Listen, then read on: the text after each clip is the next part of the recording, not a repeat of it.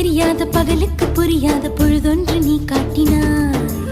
இதயத்தில் நீ இருப்பதனால் நான் தூங்கும் நேரத்தில் என்னுள்ளே தூங்காமல் நெஞ்சுக்குள் வாயாடினாய்.